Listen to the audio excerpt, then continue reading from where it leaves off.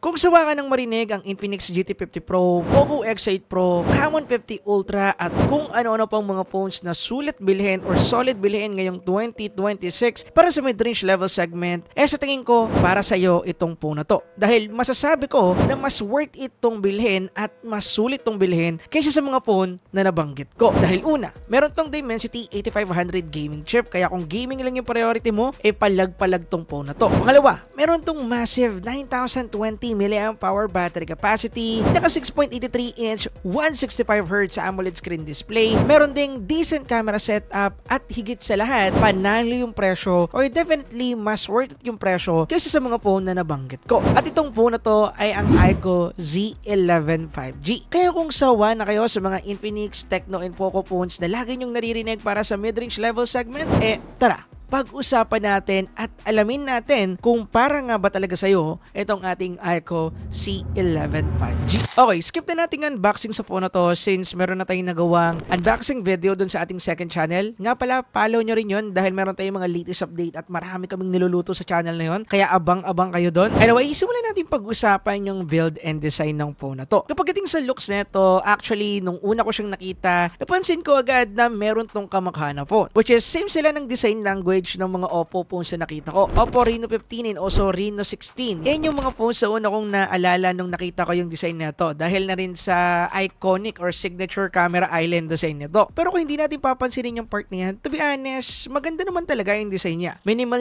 lang kung ako yung tatanungin. Complete flat din yung back nito, same sa iQOO Z11 Turbo na isa sa pinaka-favorite kong phone currently. Pero meron tong smooth edges dito sa kanto niya kaya hindi uncomfortable hawakan. Kaya nag-result sa mas smooth and also comfortable na grip. Mapa one-handed gaming position man, hindi tayo mahihirapan. Comfortable kung ako yung tatanungin. Pagdating naman sa build neto, actually, the same lang sila ng build ng Infinix GT50 Pro. Which is naka plastic back, plastic frame, and then glass back. So, mas premium dito yung build ng Poco X8 Pro dahil talagang premium material yung ginamit. Pero ang gandahan dito, naka IP68 and IP69 rating na rin tayo dito. Kaya protected sa mga wisik-wisik ng tubig at kung ano-ano pa. And kahit na dominate ng Poco X8 Pro yung build part, denominate naman ng phone na to yung battery segment dahil dito talaga siya nag-show up. Meron kasi itong massive 9020 mAh battery capacity na unlike sa Infinix GT50 Pro and Poco X8 Pro na naka 6500 mAh lang. And kapag dating sa performance ng battery neto, hindi lang to just a number. Talagang tatagal to ng isang buong araw sa normal na gamitan. And kahit mag-include tayo dito ng 1 to 2 hours or 3 hours na gaming time, matagal pa rin tong malobat. Lalo na kung more on movie watching and social media lang din yung gagawin mo dito. Same nang ginawa ko nung nire-review or ginagamit ko itong device na to. Most likely kasi hindi ako madalas sa palaro nung ginagamit ko itong device na to, pero nakakuha naman ako ng decent performance for a normal and casual usage lang naman. May mga part din naman kasi na nakakapaglaro ako dito pero hindi talaga gaya dati na umaabot din ng oras. Mga ilang game lang and then tapos na. Then mostly nagamit ko talaga siya sa panonood ng mga YouTube videos and also panonood ng Netflix at pagbabrowse sa TikTok. Mostly diyan ko lang talaga siya nagamit. Kaya pagdating sa battery life na ito based sa activity na pinagagawa ko, talagang pasado siya. Umaabot siya ng 1.5 day ng halos hindi ko siya na-charge. Pero gaya nga ng sabi ko, nakadepende sa using habit. Kasi kung medyo mapapabakbak tayo dito ng gaming, for sure kaya mong malobat agad itong phone na to sa loob ng isang buong araw. And mostly, naka-standby lang naman siya at kapag tapos na ako mag-voice over or gumawa ng script, dun ko lang siya ginagamit, no? Pero kung some way, somehow, malobat mo tong phone na to, wala din naman magiging problema. Since meron tong 90 watts fast charging support na kung saan kayang i-charge yung phone mo in just under 1 hour from 10% to 90%. Hindi ko to na-testing from 0 to 100 since hindi ko na rin naman masyadong sinasagad yung phone. Mostly kapag pumalo na ng 20%, i-charge ko agad to 80 para mas ma-prevent or mas mapatagal yung battery life ng phone ko. Alam ko, old school method na to, maraming mga nagsabi sa comment section, pero magandang habit kasi yan para tumagal-tagal yung battery health ng device natin. And kung more on gaming naman yung aatupakan mo dito at ayaw mong ma-pause yung nilalaro mo, don't worry, meron na tayo ditong bypass charging support na wala pa rin sa Poco X8 X8 Pro. Yun na lang talaga yung kulang niya para maging magandang phone. But ganoon pa man, supported din ng device na to yung ating reverse charging, which is good dahil nga masyadong malaki yung battery na meron to. So technically para siyang isang maliit na power bank na madalas nating ginagamit, and then pwede tayo mag-charge ng device ng iba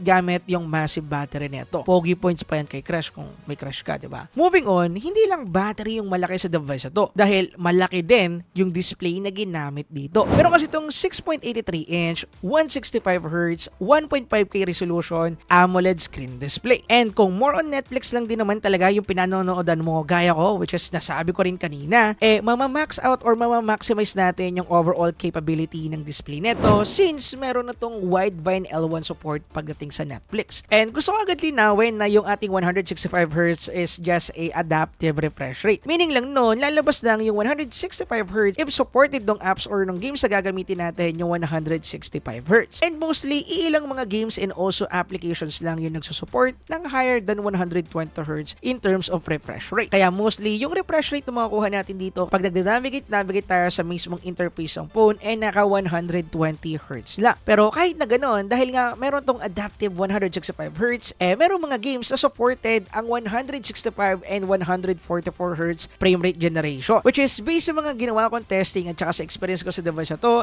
makikita lang natin sa mga shooting games. Bihira akong makita yan sa mga MOBA games, pero kahit na ganoon, goods na goods dahil supported din natin yung higher than 120 FPS sa mga iilan na games. Kaya mas may enjoy natin yung paglalaro doon. Anyway, kung usapang outdoor use naman, wala din magiging problema dahil meron tong 2000 nits global brightness and 5000 nits peak brightness for HDR. Kaya kung gagamitin natin to in outdoor ng tanghaling tapat, visible na visible pa rin yung display, walang magiging problema. Lalo na para sa mga riders natin out there na mahilig maglaro after mamasada o kaya ito yung gusto nyong gamitin na device as your navigation tool, walang magiging problema. Goods na goods po. Kayang-kaya ko yung sagutin ng device na to. Now, pag-usapan naman natin yung isa sa pinaka main reason kung bakit mas naging worth it to sa Poco X8 Pro and also Infinix GT50 Pro, and yan yung kanyang overall performance. Bale, kinamitan to ng Dimensity 8500 chip. And actually, same na chip lang to na ginamit sa Dimensity 8500 Ultra. Halos same lang, walang pinagkaiba. Dahil pagdating sa overall specs neto, the same lang talaga sila. Same sila na merong max clock speed sa kanilang CPU na 3.4 GHz. And then, the same lang din sila na merong Mali G720 MC8 GPU and LPDDR5X and UFS 4.1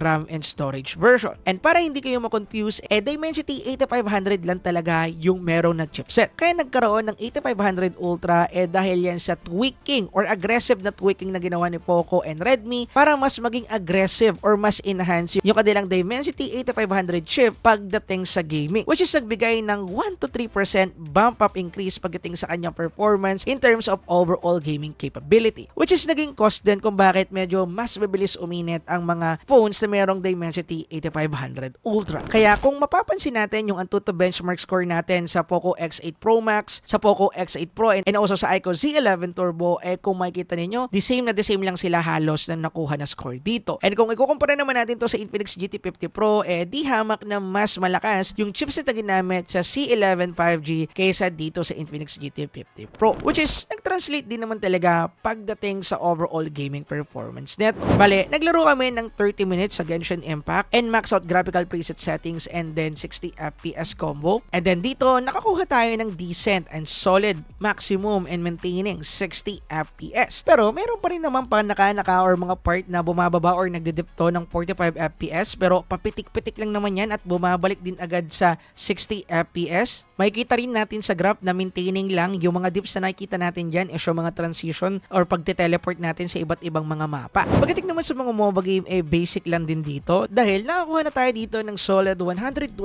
FPS pagdating sa HOK, which is maintaining FPS yan, and then 90 FPS naman para sa ating MLBB and also Wild Rift. Then maintaining din tayo dito at hindi din tayo nakakuha ng kahit anong FPS drop or pagbagsak ng frame rate. Pagdating naman sa CODM, ganun din yung nakuha natin na performance, decent na decent. Nakakuha tayo ng 70 to 60 FPS pagdating sa BR mode and then 120 FPS naman pagdating sa MP mode. Kaya pagdating dito sa CODM, wala din tayong magiging problema. Then pagdating naman sa thermal natin, dito naman ako nabigla dahil nakakuha nakakuha lang kami dito ng 40 to 42 degrees Celsius pagdating sa ating Genshin Impact sa span ng 30 minutes yung tuloy-tuloy na paglalaro in max out graphical preset settings and 60 FPS combo. Pagdating naman sa mga MOBA games and CODM ay naglaro lang din ng 38 to 41 degrees Celsius yung overall temperature na nakuha natin dito sa span ng tigi-isang round na paglalaro sa mga games na to. And pagdating dito, ako na yung unang magsasabi, decent yung nakuha natin na performance in overall. Pagdating sa kanilang overall gaming capability, no doubt naman doon nakita na natin yan. Pero yung mas nakakabigla dito, di hamak na mas malamig yung nakuha nating thermal unlike sa Dimensity 8500 Ultra na meron sa X8 Pro. And ito na rin yung binabanggit ko kanina about sa tuning or sa tweak na ginawa ni Poco sa Dimensity 8500 chipset na kung saan naka-increase nga nila yung kanilang performance, mas naging okay nga, mas naging stable nga. However, ang kapalit nun mabilis sa pag-init ng device. Kaya gagamit kayo doon ng phone cooler. Although hindi ko naman ito muna setup power na salang pa sa ating extreme gaming test kaya wala din akong idea kung permanent ba yung temperature na makukuha natin na consistent under 43 degrees Celsius. And sa tingin ko, hindi na rin namin ito magagawa ng extreme gaming test since ibabalik din namin yung unit. Anyway, usapang software naman tayo. Bale, pagdating dito, meron tayong Origin OS 6 and undertone ng Android 16. And ilang beses ko na rin naman ito nasabi at ilang beses ko na rin naman laging sinasabi sa inyo na goods po ang Origin OS in overall. Magaan lang kasi kaya smooth yung pag-navigate. Wala akong nakita na kahit anong delay. And also, good thing din yung ginawang hakbang dito ni Vivo dahil